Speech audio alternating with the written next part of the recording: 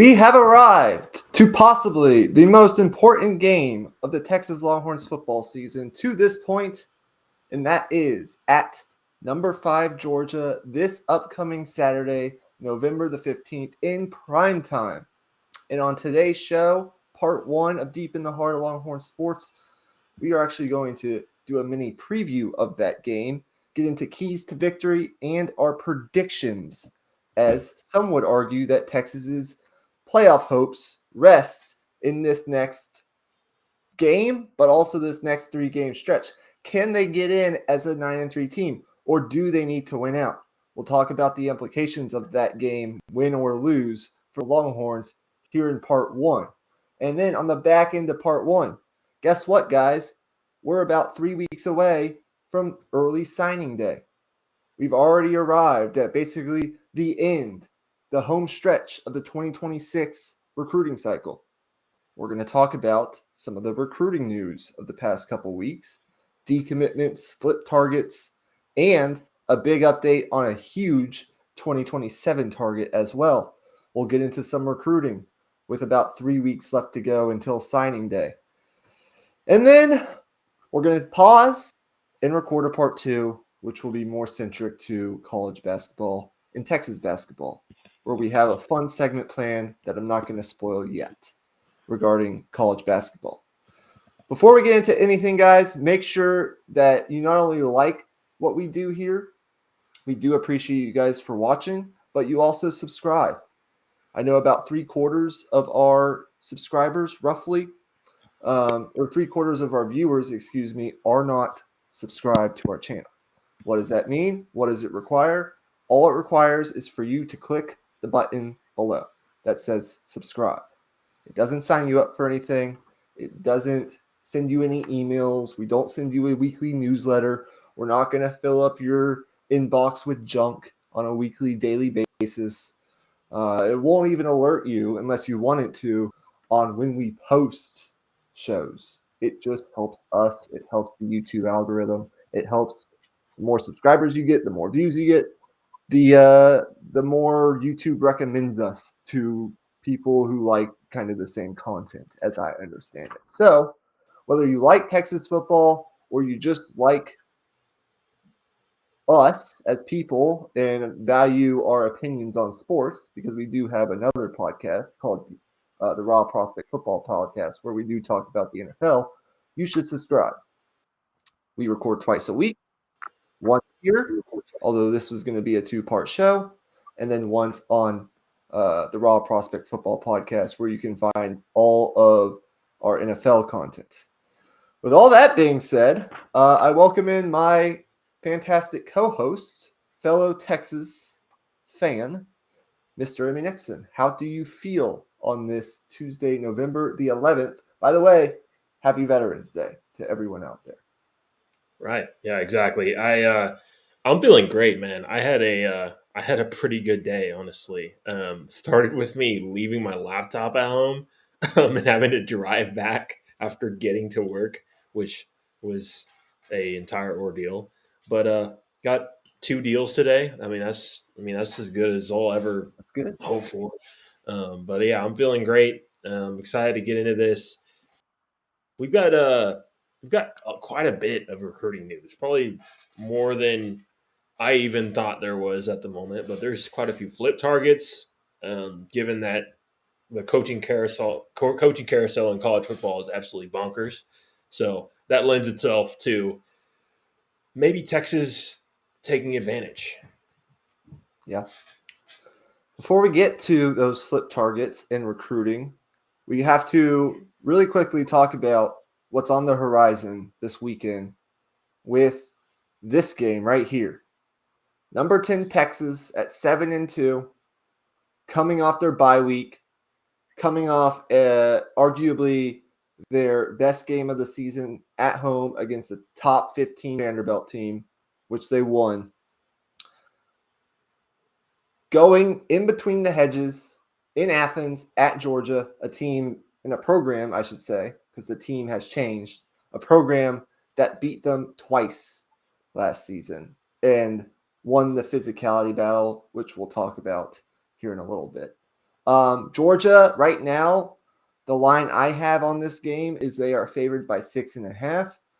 These rankings that you see on the screen are very. I think they're the same between the 8 people and the new playoff rankings that came out tonight. So this is how they are ranked. It's a top 10 matchup. We have another really big game in the SEC this weekend that could impact playoff implications with Alabama hosting Oklahoma, who's 7-2, and they're fighting for their playoff lives. Emmy, I'll start with you here. What when it comes to keys to victory, particularly for Texas, what would you say those are?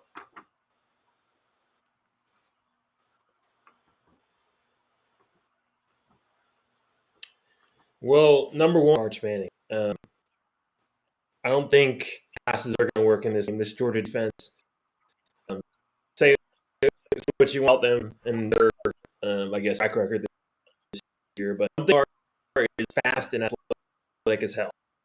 They're always going to be. What they play, they always get those top recruits. Um, so those green short passes may not be as effective as they were against Vanderbilt, for example. So protecting, I'm gonna be, or I don't think there is going to be opportunities down the field against this Georgia defense. That's just the bottom line. But that only happens if you protect Arch Manning. So that's number one. And then number two is, can you have any type of run game? That's the second thing, because I know what this Texas defense is going to be generally. Like, there's a few maybe concerns, like maybe with, obviously Gunnar Stockton is playing as good as any QB in the country very quietly over these last, well, maybe not quietly, but over these last 3 weeks, he's been on fire. So that's definitely a little bit of a concern, but that's really the strength of our team is our defense. So the offense, I think they're going to have to put up more than, let's say, they're going to have to exceed like 24, 27 points to win this game or even have a chance in this game. Because I don't think you're holding this Georgia offense below 20 or below 21. I don't think that's going to happen, given how Gunnar Stockton is playing right now. Yeah, so when I look at this game, it's a Texas program that has yet to beat Georgia, right? Since coming into the SEC just over a year and a half ago. 2 of their, 3 losses last year were to Georgia, both of which Georgia won the physicality battle on the lines of scrimmage.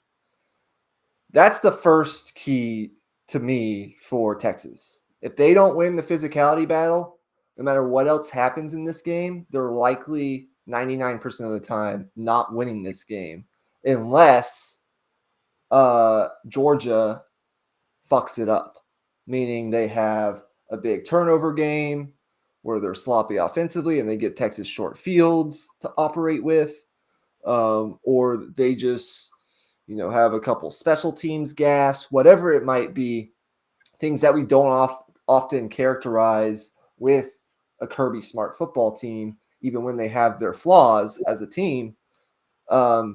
If Texas can't win the physicality battle on the lines of scrimmage, meaning the line of scrimmage is moving in Texas's direction and not Georgia's direction, they will not win this game, especially on the road. It might be a little bit easier at home, but not on the road. Okay, so they have to win the physicality battle. Number 2, my guy CJ Vogel over at On Texas Football. Give him a follow if you're a Texas fan. He posts some really good information and analysis. Or go watch him at On Texas Football on YouTube. Interesting note about these quarterbacks in these offenses in this game. You talked about Gunnar Stockton and how exceptional he's played, especially in big games this year. The biggest games that Georgia has played in, for the most part, Tennessee, Ole Miss. even the Alabama game, Gunnar Stockton has played exceptionally well. These two quarterbacks in this game, Gunnar Stockton comes into this game having the highest percentage of pass attempts behind the line of scrimmage in the SEC.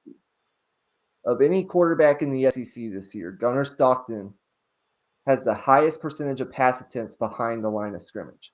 29.8% of his pass attempts come behind the line of scrimmage. Let me translate that for you. Georgia recruits the most elite of the elite athletes at every single position. That's what's made them into this championship football program. Okay, they're a top three.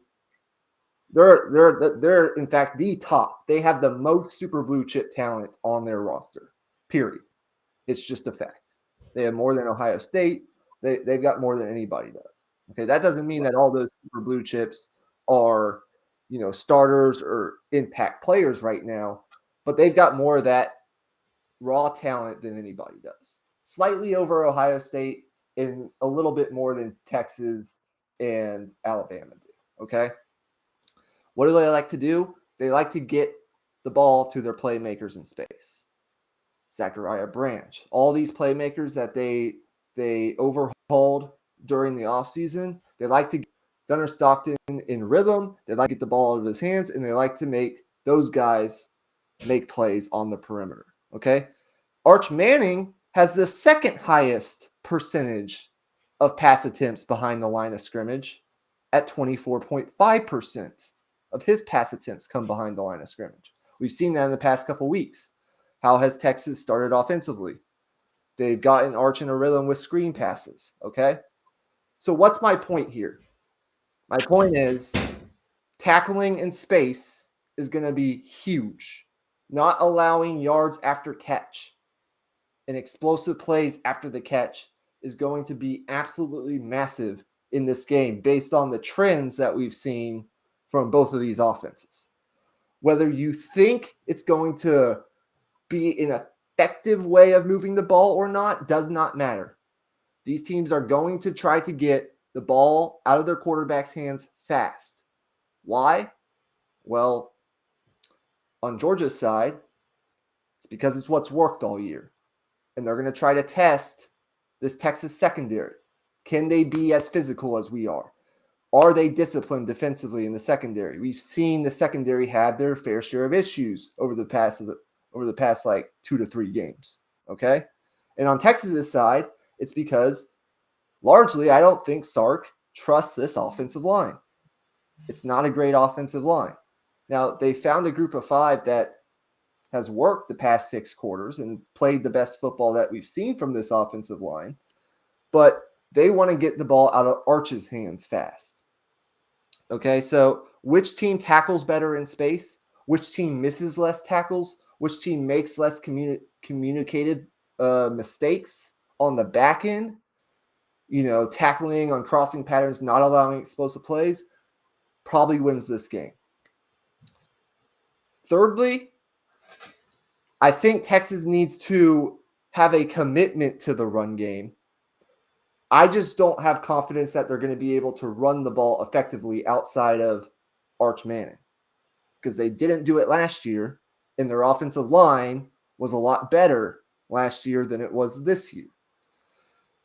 And this game's on the road, and they have their fair share of issues operationally with penalties. But you have to show a commitment to the run game. Even if you're down in this game, you have to keep Georgia off balance. Okay? The reason they don't necessarily have to run the ball for like 100+ yards, which I don't think is happening, is because Alabama went to Athens earlier this year and ran the ball for 3 yards per carry. They did not run the ball very well in that game. But what were they able to do? They were able to make Georgia at least respect the thought of a run game, and then Ty Simpson and that offense operated very efficiently in the passing game, especially to start, and they were excellent on third downs. And that's where I think the difference is between this Texas team possibly going in and beating Georgia than what Alabama was able to do in beating Georgia. because Alabama was excellent in the entire game. Ty Simpson played a Heisman level, trophy level performance. He put on an excellent performance in that game, virtually flawless the entire game. But they were able to stay on script and they were able to convert at a really high rate on third downs. They were 7 for 7 to start the game on third downs in Athens with like no penalties, no mess ups. That's why I don't have a ton of confidence in Texas winning this game, because I don't think with the lack of run game like Alabama had, they're going to be able to operate that efficiently on third downs. I'm picking Georgia to win, but I do think Texas will be able to get some pressure on Gunnar Stockton. I do think they'll be able. I do think they're the more desperate team. I think you'll see that desperation on Saturday. And I do think this defense will be able to maybe force 1 or 2 turnovers. I think they'll be able to compact this game a little bit. And I think Texas will keep it relatively close. I'd make the argument they need to keep it close for their playoff chances at 9-3, if that's what happens. I don't think you can go in here and get beat by 20 and expect to make the playoff at 9-3. I just don't think that's possible. So I'm gonna take Georgia at home. I think starting this, they're 51-2 in their past 53 home games under Kirby Smart. It's virtually impossible to win there. Alabama played pretty much a flawless game offensively, and they still only won by 3 in that game in week 5. I don't think Texas is playing that flawless on offense. So for that reason, even though I love to be wrong, I'm going to take Georgia 28-23 in this game. Okay. Yeah, there's a lot there. I think on tackling in space, that one is one that I'll be focusing on as I'm watching this game for sure. Because Georgia has real speed on the outside. Zachariah Branch, their transfer from USC, he might be the fastest dude Texas has had to deal with all year. And I don't I don't know, like off the top of my head, who that would be. Maybe the kid from Florida, the freshman. But Zachariah Branch, he can fly.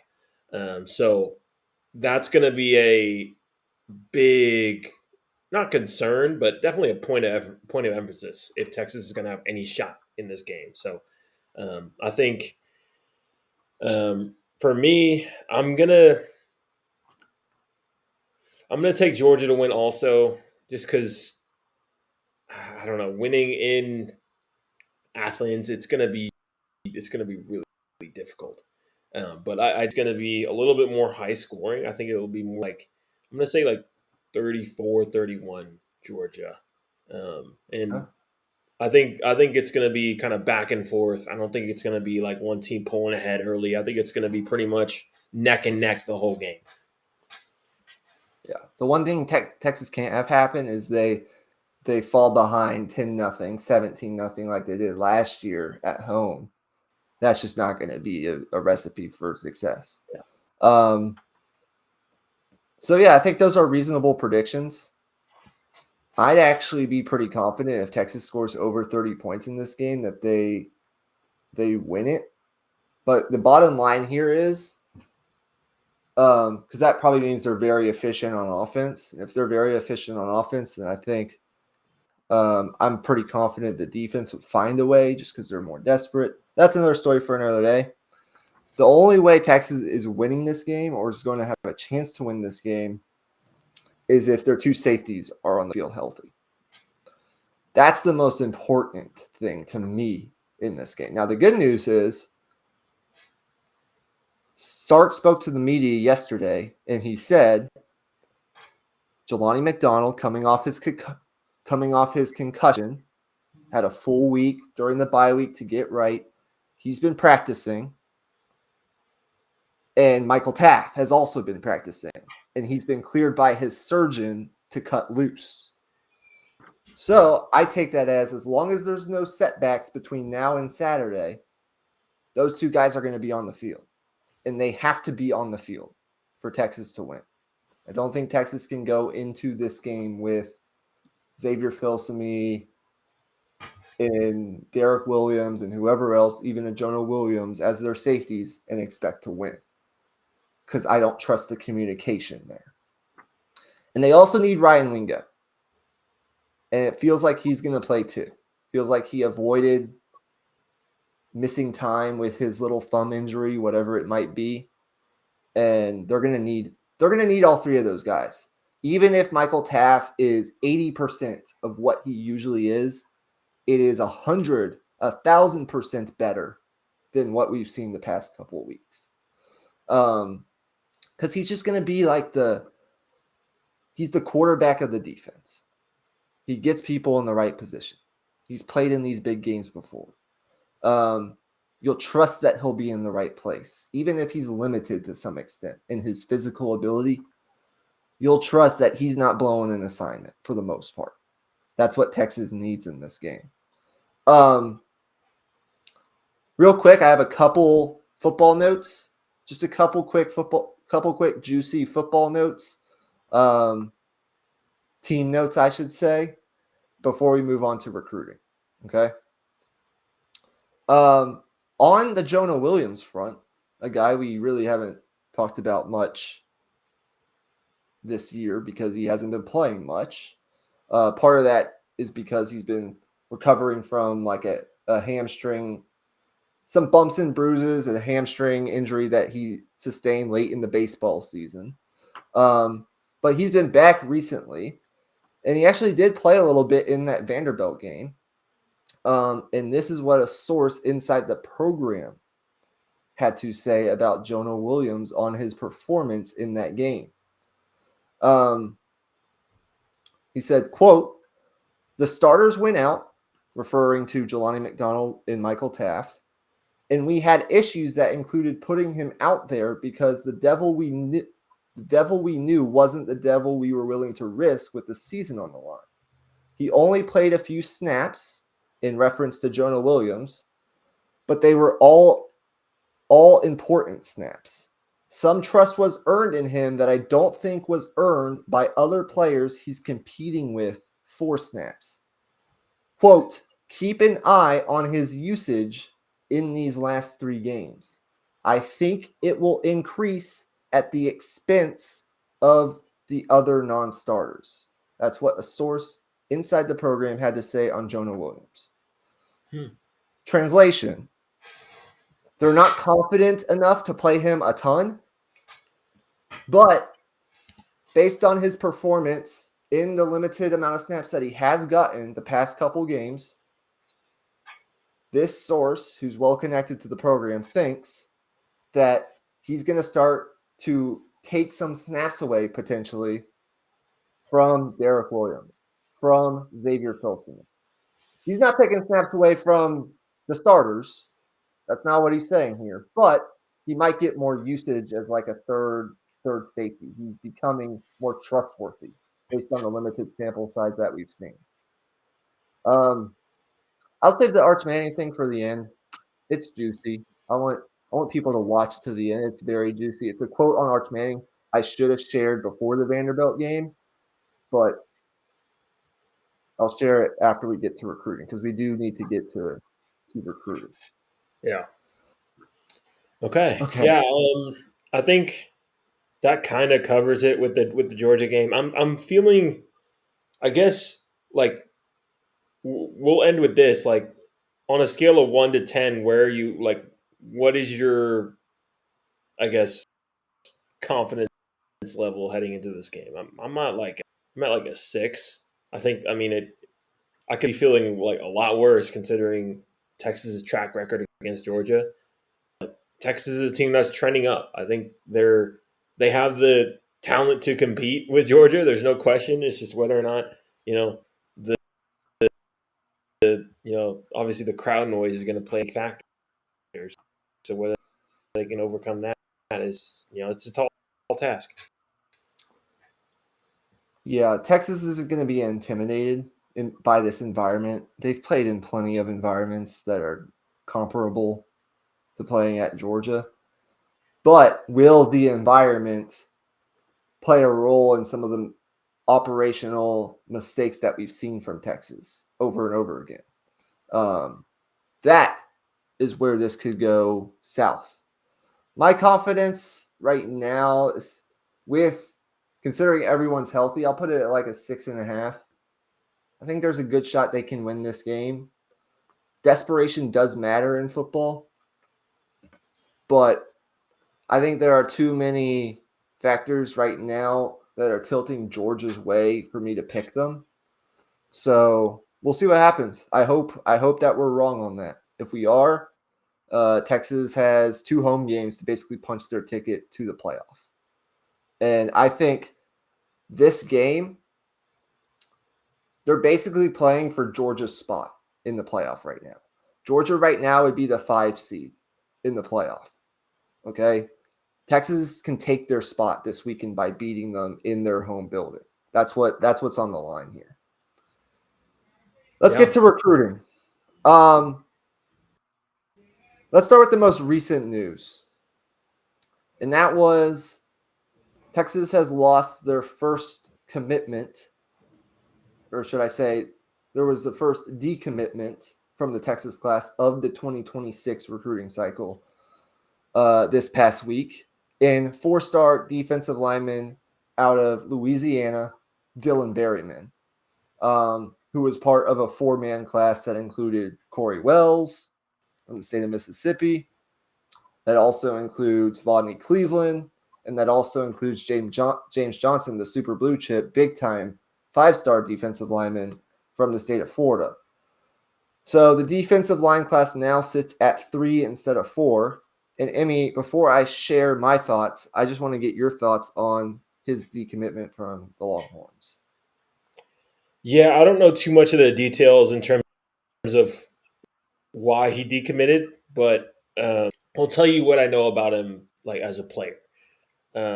He's a defensive tackle that weighs 334 pounds, basically playing a little bit of nose, plays 3 technique. They can even put him at 4-eye. He's athletic enough to do that as well. This is a really good player, obviously with him being a 4-star, but also just watching him on the field, it's just how big he is. Like he just looks different than everybody else on the field. So it's definitely not a good thing that he committed. I think it's one that Texas can overcome. It's not like the worst thing in the world. These things happen, but he definitely is. He's going to be a good player in college. I feel pretty strongly about that. Yeah, it's never ideal to lose a commitment, especially when the coaching staff coveted. But here's the deal. This guy isn't in the class of prospects that hit at the highest rates historically. And those are super blue chips, 5 stars and high 4 stars. He, in my mind, is a very solid prospect. He's a solid 4-star. I wouldn't even bump him down into like the low 4-star, 3-star category. I think he's a very solid prospect. He's from the state of Louisiana, historically produces, excellent prospects, especially along the lines of scrimmage. And he's very well built. But it's not something that if you're Texas, I don't think you have to worry about. You don't have to have a panic attack over this. Okay. It'd be one thing if Dylan Berryman decommitted and then James Johnson decommitted. And then you have a run of decommitments, right? You have this snowball effect going. But that's not quite what's happening here.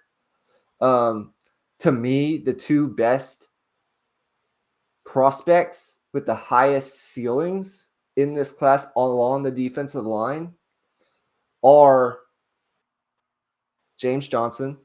He's a super blue chip. And Rodney Cleveland, who I would argue could be a super blue chip. Okay, those are the two highest rated defensive lineman prospects in this class.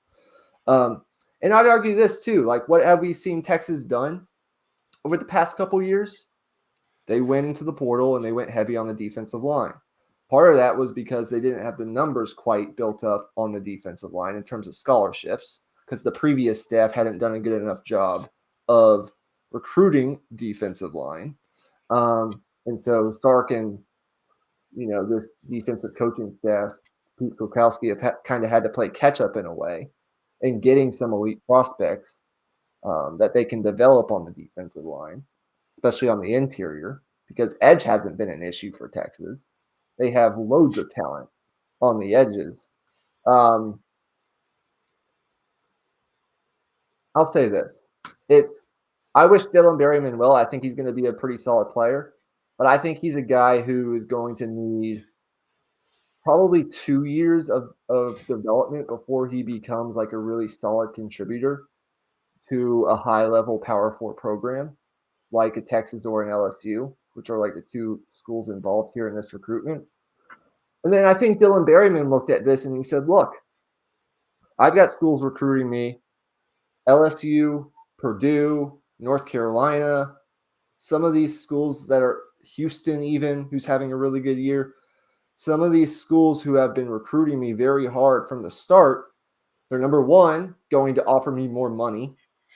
That matters. And Texas is willing to offer me. And number two, look at now the environment of this Texas football defensive line. Last year, they went in and got 5 defensive linemen in the portal. And what happened? All 5 of those defensive linemen either graduated or went to the NFL. They were all seniors. This year on the defensive line, Murad Watson is a good player. He's been a good player for Texas this year. But he's a sophomore. He's back next year. He likely has a starting spot sealed up next year. Yeah. Same thing, like Colt Brevard's not going to be here anymore, but Hero Kanu, who I'd argue has been the most productive Texas defensive lineman, he could go to the NFL, but more than likely he's coming back as well. And then you have Justice Terry, you've got Levon Johnson, you've got Lance Jackson, you've got all of these guys. You've got the freshman from last year, Josiah Sharma. You've got, along with the 3 players in this class, along with Dylan Berryman. So I think Dylan Berryman looked at this and said, okay, my path to playing time here probably isn't as viable as it is maybe some other places, and I'm going to get more opportunity other places. And so, look, I'd rather have Dylan Berryman in this class than not, personally, but it's not something that Texas can overcome because they're going to have 2 basically starting level players back next year, plus Justice Terry, who they're paying a lot of money and have a lot invested in. So he's going to get to play over Dylan Berryman regardless if he's healthy. I just don't think it was going to work out. I think the writing was on the wall, especially when Berryman started to visit, other schools during the season. Anytime that happens, that's when you kind of have to start to worry a little bit.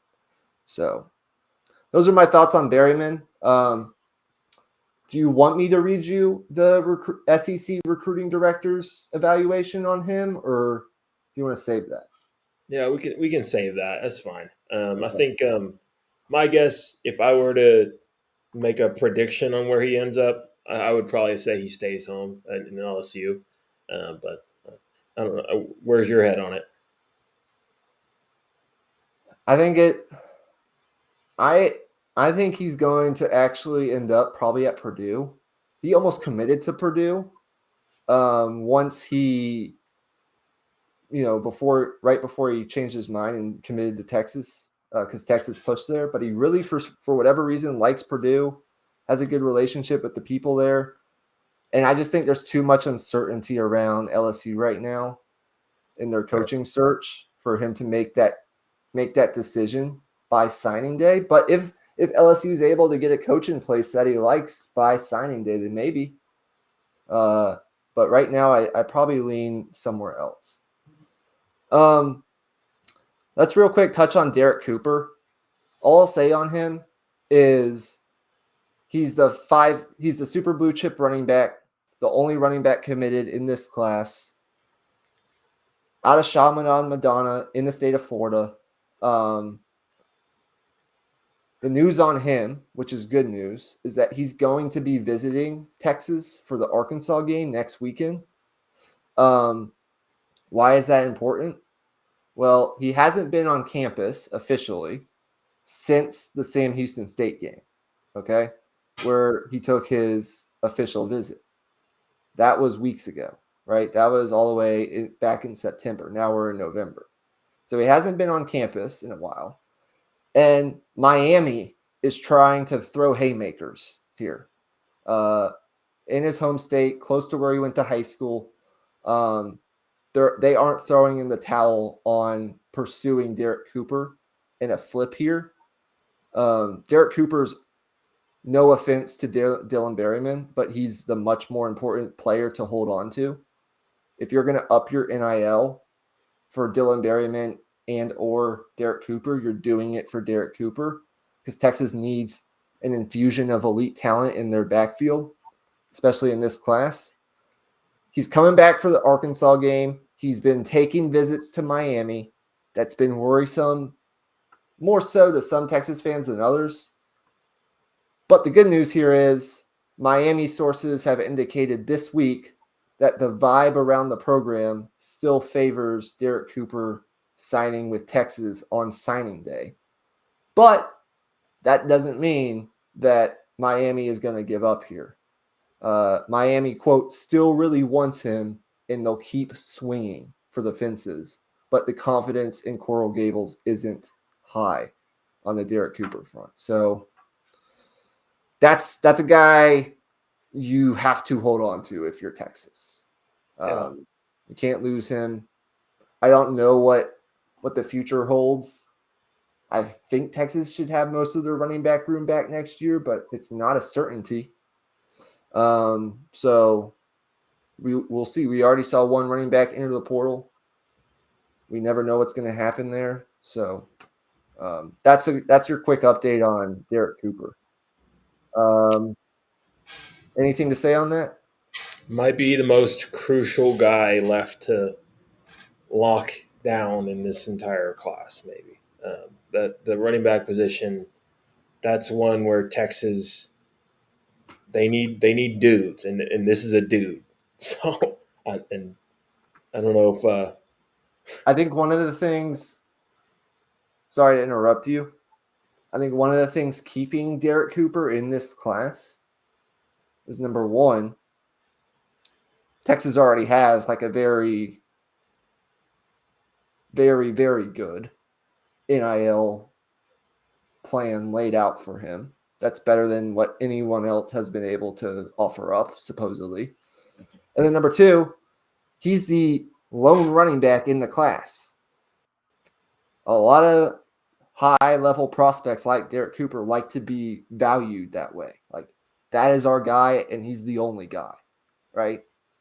And so a lot of these schools already have two running backs in their recruiting class. Texas, it's Derek Cooper, and that's it. They're like, this is our guy. Much like, they've done other years with certain prospects. So I feel pretty good about that. If you had to ask me, 1 to 10 scale, 10 being they absolutely keep him on signing day, 1 being they don't and he flips, I'm at like an 8.5 that Derek Cooper stays in the Texas recruiting class. All right. I know you like flip targets, right? Yep. You want to start on the LSU front or on the Baylor front? Which way you want to go here? Let's start with Baylor. This kid, Jamarion Carlton. So I watched his huddle tape a little bit earlier. This dude's a beast. He's listed at 6'5", 230 right now.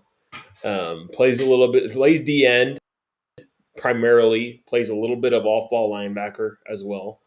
But I don't know what division of high school football he's in, or his school is in, but um, it's pretty noticeable watching just how much bigger he is than everyone else. Yeah. Like he's just, I mean, you could probably put this dude at tight end. Like he's just a explosive athlete. I think one thing that jumped out to me was they were putting him everywhere. Like you could put him, like he was playing three technique. He was going wide nine. He was blitzing as a stand up linebacker. Like he was just doing everything, just wrecking plays in the run game and in the pass game. Like he was just wrecking everything. Now, um, whether that's a product of level of competition, I'm not sure what division his school is in, like I said. But regardless of that, this is the dude that you want to bring in and develop because he has all the tools that you want. Yeah, he's I'll say this. Jamarion Carlton, and that's a great evaluation of him. Glad you watched his film. He's a super blue chip. He's a top consensus national top 75 prospect. Technically, he's a high 4-star, but you can make the argument he's a 5-star. It doesn't really matter. Regardless, edges from the state of Texas that are his size with his size profile out of the state of Texas get drafted into the NFL at like a 70-75% rate, dating back to like 2002. Yes, he's one of the guys you want to try to get if you can, because more likely than not, as long as he stays healthy and keeps his head on his shoulders and works hard, he's more than likely, if he develops the right way, going to be in the NFL someday. That's just how it works historically. And if you're Texas, you want NFL players at every single position. Now, you might be asking yourself, well, why is a guy of Jamarion Carlton's status committed to Baylor? Well, as we know, a lot of factors play into this in the year 2025, more than they did, say, 10 years ago back in 2015, or as much about like relationships and just like, where do I want to play college football? Now it's, well, for some guys, where can I get the most money? And in Baylor's case, when he made his decision back in, I think it was early June, Baylor had the better NIL offer on the table for Carlton than Texas. Why? Well, Texas already had a big time edge in their class in Richie Wesley, who's actually rated higher as a prospect than Jamarion Carlton. So, and he has a good relationship with the Baylor coaching staff. It's actually closer to home than Texas is, with him being at Temple. So it was just like, yeah, I'm going to commit to Baylor. Maybe a faster path to playing time. When you look at the edge room that Texas has, they already have a 5-star in their recruiting class. But all that being said, he did visit Texas. He was on campus for the Vanderbilt game. That's good. If you're going to flip a prospect, you likely have to get him on campus at least once before he flips in for a visit, right? So he was on campus for the Vanderbilt game. The interesting thing about that was he chose on his own dime to drive down to Austin for the Vanderbilt game when he could have, if he was firmly committed to Baylor, go to the Baylor game at the same time. They were playing at the same time. It was Baylor against UCF, and it was Texas against Vanderbilt. Okay, and he chose to come to Austin to see the Texas Vanderbilt game. Now, maybe I'm reading too much into that. Maybe it's just because he wanted to watch a top 15, top 20, whatever it was, college football game. But here's what I'll say. I'm rambling a little bit, but I got to set the scene for you guys. I think it's possible Texas can flip him. I think it's very possible they can flip him. I don't think he's one of these guys that needs to get back to campus if Texas is going to pull off a flip because he's already been on campus once. The factors here are, number one, the biggest factor here, I should say, is number one, Dave Aranda's job security. Sources close to the Baylor program say that Aranda will likely keep his job as long as he can make a bowl game this year. Baylor right now is sitting at 5-4. They're 5-4 on the season. They have 3 games left. Those games are against Utah, Arizona, and Houston. Okay? As long as he makes a bowl game, the feeling around that program is he will keep his job. If he keeps his job, it's going to be a little bit harder for Texas to flip him. But if Dave Aranda were to get fired before the December 3rd National Signing Day, Texas's chances to flip him would skyrocket. I think it'd be very likely they would flip him at that point. I don't think Carlton would stay committed to Baylor if Aranda gets fired. But right now, he says he's locked in with Baylor.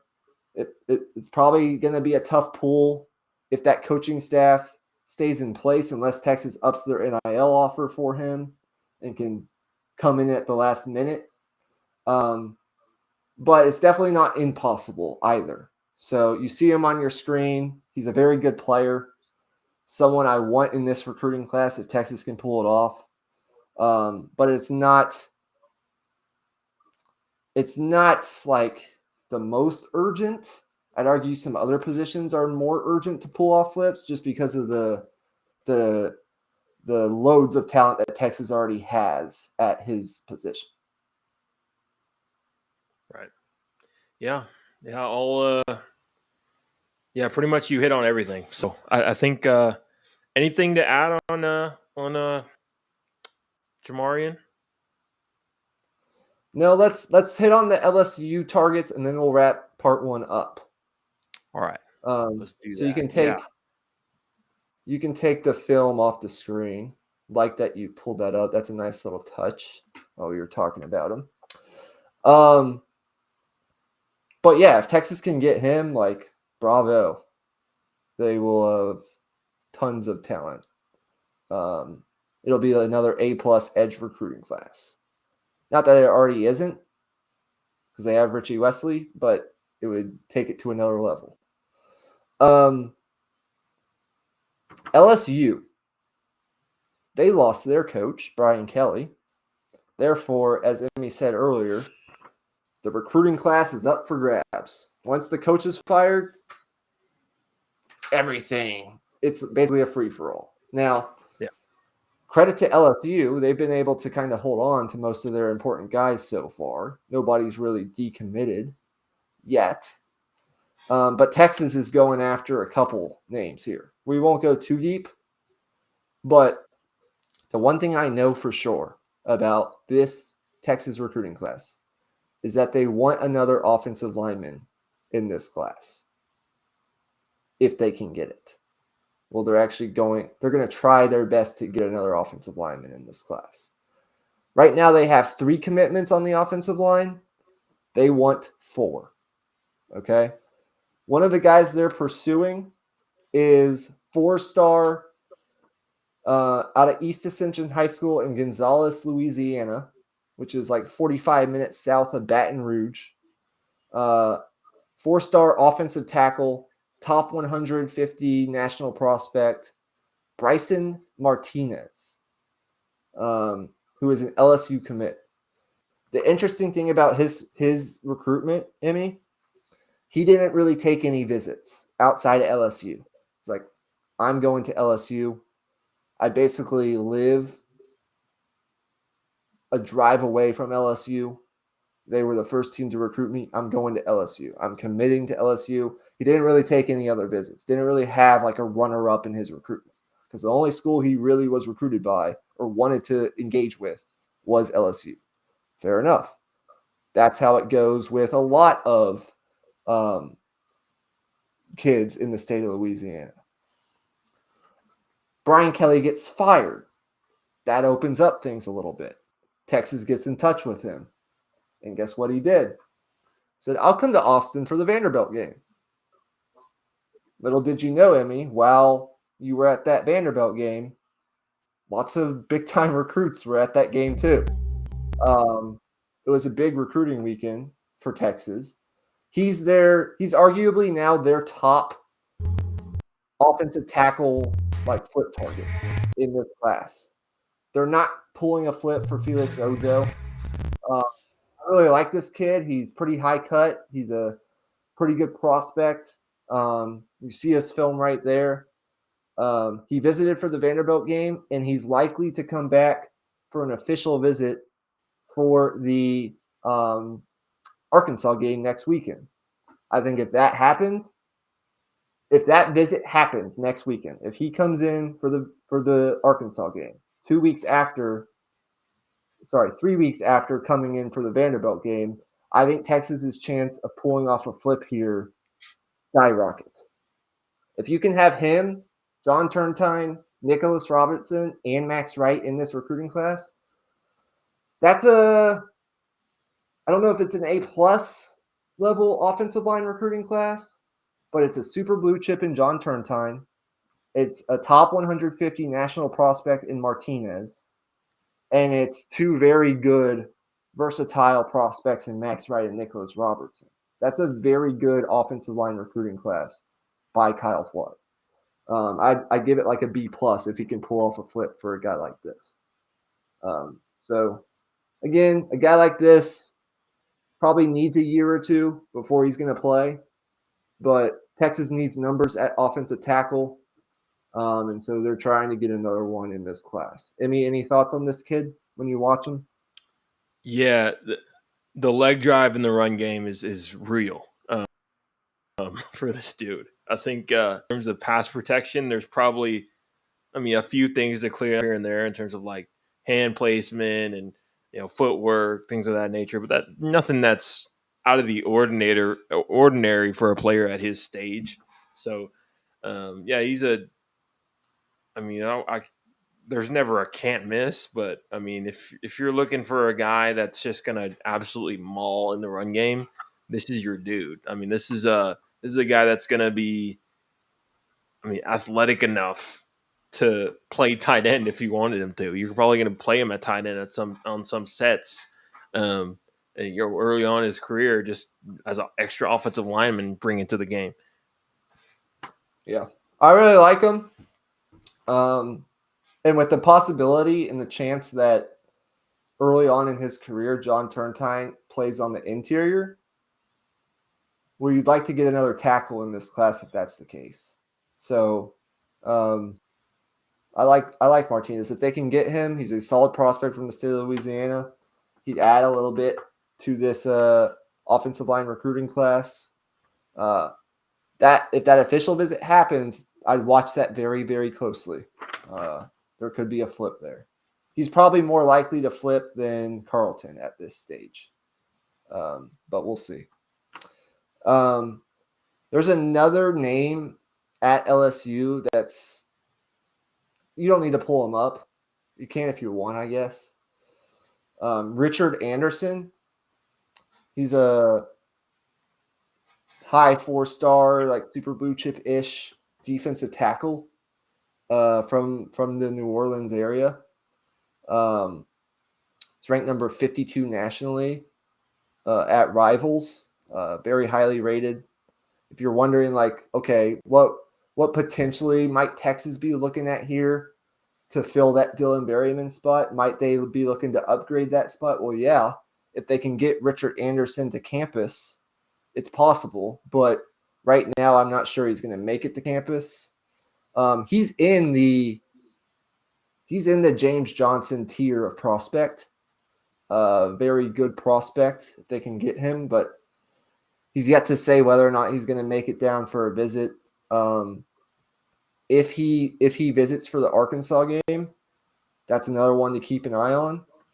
And I'd argue he might even be a bigger flip than Carlton or Brysten Martinez, but that's just because elite prospects on the interior defensive line are so valuable, and they're so rare. If you can get 2 of them in a single recruiting class, then you're doing something very, very right. The good thing for Texas, though, is they do have a high school teammate of his already committed. That is Hayward Howard Jr., the cornerback commit that they do have. So maybe he has some pull here. He's expected to come back to Austin for the Arkansas game. So maybe, just maybe, he can pull along Richard Anderson with him, and Texas might have a shot there. But they don't have a shot there if they can't get him on campus. That's the bottom line there. So, and then last update, we've gone through a lot already. 2027 is not a class that I don't want to jump too far ahead into 2027 recruiting, because I'll just confuse everyone, and it's hard to keep up with 2026 as it is. But I thought this was interesting. The top wide receiver in the 2027 class is a kid named Easton Royal. First name Easton, last name Royal. Okay, he's a wide receiver, 5'11", 190, 185 pounds. He's from the New Orleans area. He's a 5-star, and he's number 6 overall in next year's recruiting class, as it stands. He's the 6th best player in next year's recruiting class, according to Rivals. He was on campus for the Vanderbilt game. Yes, I know. While Texas finishes up the 2026 recruiting class, they're already recruiting for 2027. It's important. He was on campus. He had lofty expectations for his visit to Texas, and it lived up to the hype. He said, quote, "It was a great visit. They really put out the red carpet for me." He said, as for where Texas stands, he said, "They fit close to the top. A few other schools are making strong cases, including LSU." So he's pretty fast. He's a top 10 player, the number 1 wide receiver, top 3 consensus wide receiver in next year's class. It's been pretty hard for Texas to get like elite receiving talent in this recruiting class, given like the 4 elite receivers that they just signed in 2025, and Jamie French and, Khalik Lockett and Michael Terry and all these guys.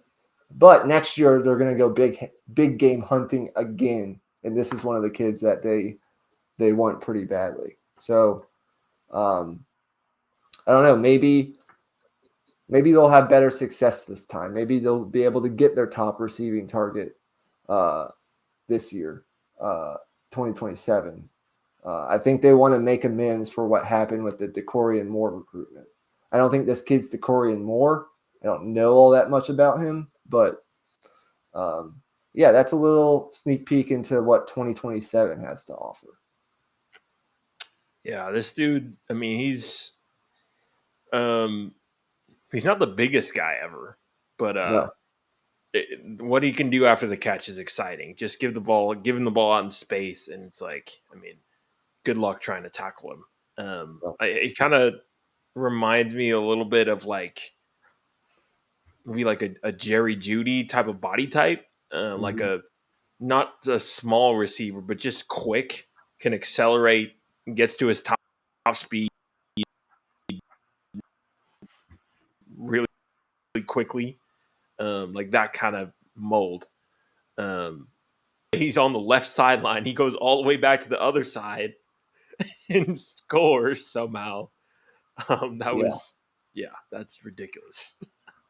Yeah. Yeah, Sark likes these kinds of guys historically, guys that you can just give the ball to and say, "Hey, go score." And so he's going to be one of their top receiving targets in next year's recruiting class, which we'll be talking about once we wrap up 2026. But we still have like a month left in 2026. So that's just a little sneak peek. One of the big storylines is Texas is trying to get a quarterback for their 2027 class. They have a bunch of different guys there that they're trying to, take a look at. I think it's probably going to be a Trey Owens type year where they take more of a like developmental project kind of quarterback than it is going to be like an Arch Manning Diabell kind of year. Just because it's hard to get an elite quarterback after you just sign an elite quarterback. I don't know that any like elite quarterbacks in this class are going to want to, sign at Texas on the heels of Diabell because he's labeled as like the next guy after Arch. And so I don't know, but that's another storyline that we'll be following closely, and we'll update you as soon as we can. But yeah, any other questions or things that you want to bring up or that come to mind, Emmy, on the recruiting front before we wrap this part 1 up? Not on the recruiting front, but I did want to add this on the note of Trey Owens. I didn't mention this last week when I was at the Vanderbilt game watching the QBs warm up. KJ Lacey looked pretty good. It really doesn't mean anything. It's warm ups. He has a stronger arm than I for. I'll just say that. Yeah. No, and that's interesting you bring that up because everything I've heard is that KJ Lacey has actually surpassed Trey Owens on the depth chart. He's third on the depth chart behind Matthew Caldwell and Arch Manning, and then Trey Owens is actually fourth. Wow. I don't know. Trey Owens is an interesting one, man. I don't know if that kid is going to be willing to wait another year or two before he gets an opportunity to play. He might be. I don't love mentioning like guys who might enter the portal during the season, but he's one to keep a close eye on. I don't know that he's going to stick around too much longer. That just might not be one that works out at Texas. He might have to go. He's probably a guy that goes somewhere else and has a lot of success, hopefully. But yeah, I think with KJ Lacey already kind of like surpassing him and all these other factors, Arch might be around another year. Is definitely going to be around another year at this point.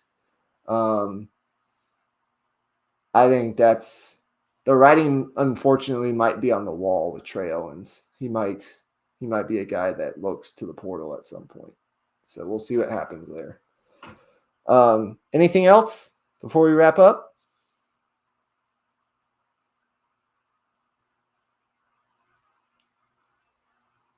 Okay. Well, we'll wrap part 1 up. We'll be back at some point for part 2. Thank you guys for tuning in.